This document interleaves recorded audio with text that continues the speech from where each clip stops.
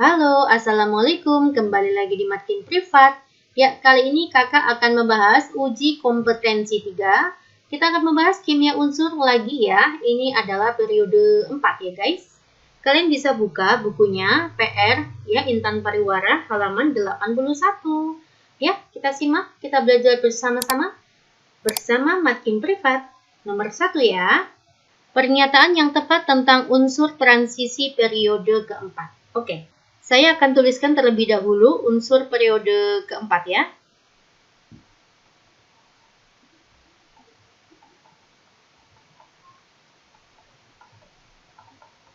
Nah, seperti ini. Skativa Kromangan Vechonichuzen atau SCTV. Cari menu film Koboi Nikahi Cucunya Zainal. Oke ya. Ya, skandium diawali dengan nomor atom 21 sampai dengan seng nomor atomnya 30. Inilah periode 4 ya. Periode 4 itu adalah unsur-unsur transisi ya. Dengan elektron valensinya adalah Sd. Oke. Pernyataan yang tepat ya guys. Apakah semua senyawa titanium tidak berwarna? Titanium, oh ya, syaratnya berwarna itu harus ada. Saya akan tulis di sini ya. Syaratnya ion untuk golongan transisi berwarna itu harus ada orbital tunggal pada subkulit D ya. Pada ini subkulit D. Maaf ya, saya hapus di sini ya. Orbital tunggal pada subkulit D, itulah syaratnya. Masya Allah, ini gimana tuh? Subkulit D. Nah, contoh ya. Titanium memang ada yang tidak berwarna, tetapi pada titanium 4+ ya. Saya ambilkan titanium 4+. Nah, Ti itu kan nomor atomnya 22 ya, Dik ya. Maka kita akan gunakan argon 18, 4S, 2, 20, 3D, 2. Nah, pada Ti 4+, maka ini kan hilang ya. Maka tinggal konfigurasinya tersisa argon 18, tidak ada orbital D. Tetapi Ti itu memiliki bios yang lain, diantaranya Ti2+. Nah, di dalam Ti2+ itu ada orbital tunggal ya, di D-nya ya. Misalkan saya ambil Ti2+, ya, argon 18, hati-hati yang terambil adalah yang kulit terluar ya, maka 4-nya hilang 2, maka bersisa 3D2. Nah, di sini D-nya masih terisi 2 elektron. Nah, inilah yang dikatakan orbital tunggal. Jadi, bukan semua senyawa titanium tidak berwarna ya. Maka jawabannya no, tidak tepat. Mangan memiliki bilangan oksidasi antara 5 sampai 7, tidak ya. Ada +2 nih, +2 sampai +7 ya, maka ini no. Kobalt klorida itu adalah CoCl2 digunakan sebagai bahan pembuat tinta rahasia ya. That's good, ini betul ya, jawabannya adalah C. CoCl2 itu harus dibasahin dulu dengan air ya, baru dia nanti tulisannya akan terbaca. Nah, inilah tinta rahasia ya. Kalau vanadium digunakan sebagai komponen lampu berintensitas tinggi. No, vanadium itu untuk katalis ya. Setahu kakak untuk katalis pembuatan asam sulfat V2O5 ya. Kalau untuk lampu berintensitas tinggi itu skandium ya, Sc. Kegunaannya Sc. Kita coba poin E. Kromium sangat penting untuk pembentukan hemoglobin. Untuk pembentukan hemoglobin itu digunakan besi guys ya. Jadi ini kegunaannya besi. Oke ya, semoga nomor 1 kalian bisa memahaminya. Saya lanjut aja ke soal nomor 2. Jika ion kompleks memiliki atom pusat Ni, ya, atom pusatnya itu adalah Ni2+ dengan ligan siano ya, Cn- sebanyak 4. Oke, dia sebanyak 4 buah. Bilangan koordinasinya 4 ya. Muatan ion kompleks yang terbentuk. Nah, oke guys. Nah, gini aja ya guys. Saya punya ion pusatnya Ni. Ni itu biloknya 2+ ya di sini ya. Lalu ada Cn nih. Cn-nya tuh sebanyak 4. Nah, muatan kompleksnya berapa? Cn itu biloxnya adalah min 1, ya guys ya. Maka Mbak akan 4 kalikan min 1, begitu. 2 ditambah min 4, itu min 2. Nah, taruh di sini guys. Inilah yang diketahui, inilah yang disebut muatan kompleks ya. Jadi jawabannya adalah min 2. Oke ya. Kita lanjut ke soal nomor 3. Pada elektrolisis pengolahan tembaga dari bijinya itu bertujuan untuk apa? Menaikkan kadar tembaga? No. Memisahkan biji tembaga dari kotorannya? Mendapatkan hasil tembaga yang lebih murni? Menghilangkan kandungan perak? Memberikan perlindungan? No. Elektrolisis pengolahan tembaga itu tujuannya adalah mendapatkan hasil tembaga yang lebih murni. Ya, jawabannya adalah C. Nomor 4. Maaf ya, kok jadi bengkok kayak gini ya. Kita masuk ke soal nomor 5. Kita cari dulu ya. Ini dari sini guys, argon itu kan 18. Ada 4S1, sini 3D5. Nah, berarti nomor atomnya berapa, Mbak? Kita hitung ya. 18, 19 ditambah 5 itu adalah 24. Ya, mana yang 24? Ini Mbak 24. Berarti bilangan oksidasinya berapa? 2, 3, 6. Begitu ya. Jawabannya itu adalah C. Paham ya guys ya? Oke guys, kita masuk ke soal nomor 6. Nama yang tepat untuk ion kompleks ini ya adalah, nah ini berarti ion kompleks yang memiliki muatan kompleksnya positif. Kalau muatan kompleksnya positif, maka nanti inti muatan kompleks harus menggunakan nama Indonesia. Tidak boleh belakangnya ditambahin AT. Ini tidak boleh, ini nama Latin ya. Kalau ini berarti kan nama Latin. Berarti yang belakangnya AT itu salah ya gitu langsung. Salah. Nah, yuk ini kan berarti platina ya. Berarti kalau nggak ini.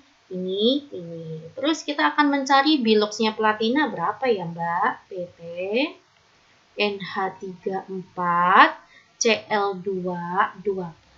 Oke ya. Ini adalah ligan bernama amin atau amina. Kalau ini adalah ligan bernama kloro. Lalu kita namakan sesuai dengan abjad ya. Amina itu ligan yang berbilox 0 atau netral. Sedangkan kloro itu biloxnya adalah min 1. Oke, sekarang kita namakan saja ya. Berarti kita sesuai dengan abjad. A duluan.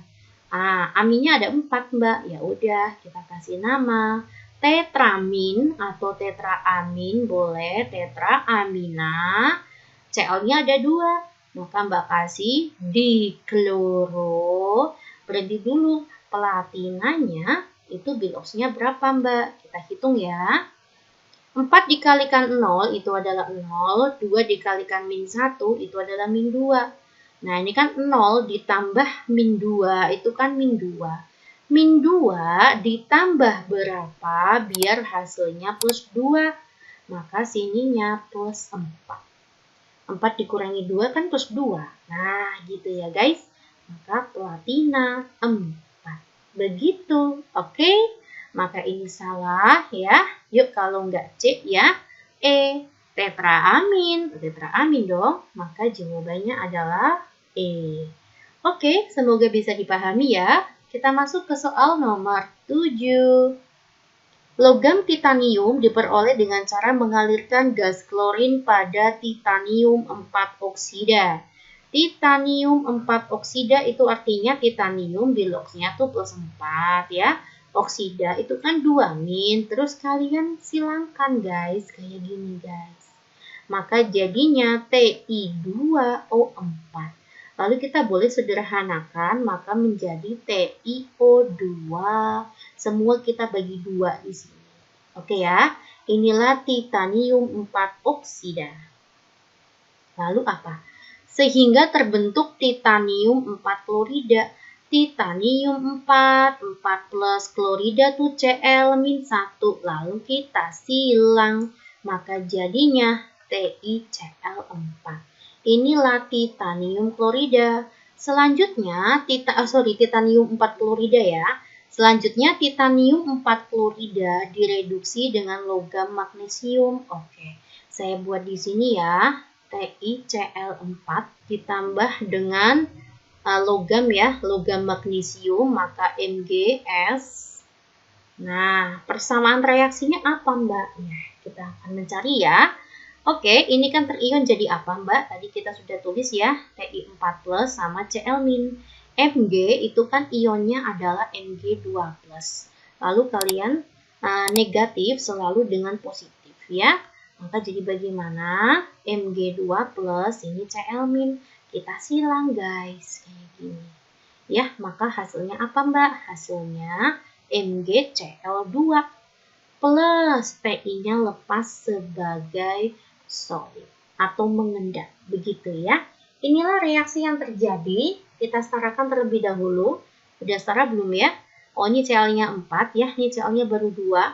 Saya masukkan sini 2. Ti-nya 1, Ti-nya 1, it's okay. Mg-nya 2, saya letakkan sini koefisiennya 2. Ya, mana yang ketemu seperti ini? No. TiCl4, ini TiCl3, no ya. TiCl4 ditambah dengan 2 Mg menghasilkan Ti 2 MgCl2. Iya, jawabannya adalah D.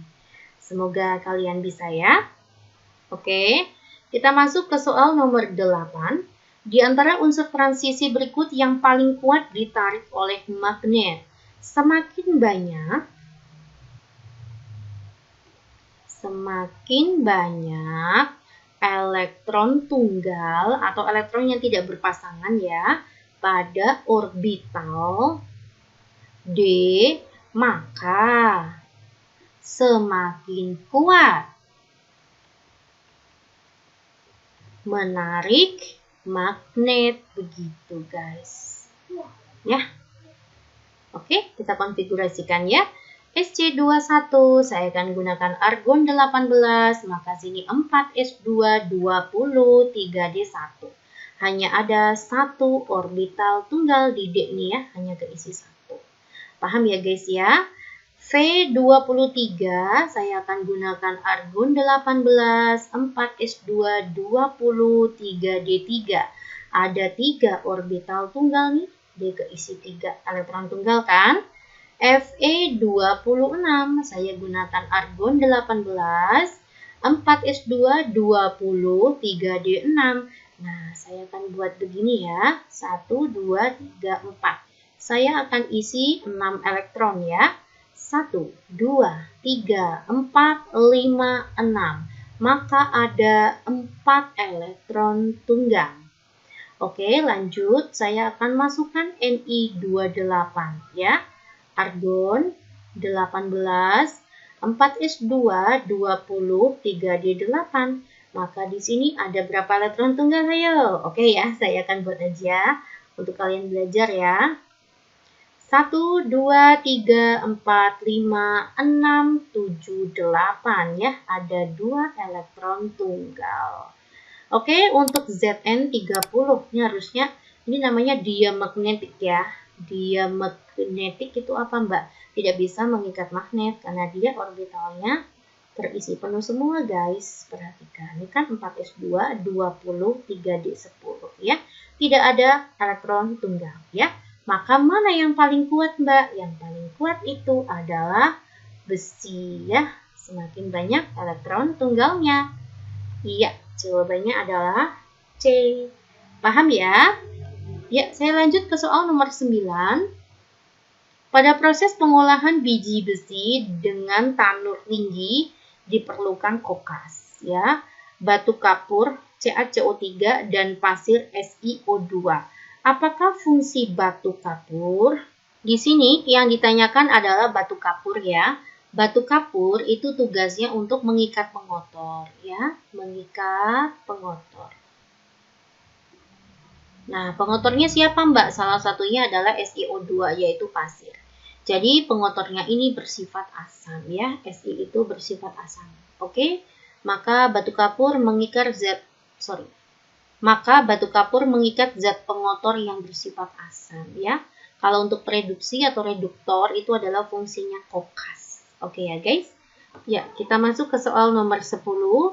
Kegunaan unsur mangan dan tembaga, mangan itu Mn ya, tembaga itu adalah Cu, berturut-turut ditunjukkan oleh angka. Oke. Mangan itu digunakan untuk campuran alloy pada industri baja. Betul sekali, ini adalah kegunaannya mangan. Tembaga ini ya untuk komponen kabel listrik itu adalah tembaga. Ya, maka jawabannya itu adalah B, 1 dan 4. Begitu ya guys, kalian silakan belajar lebih lanjut. Semoga bermanfaat ya. Simak kembali video makin privat lainnya. Assalamualaikum.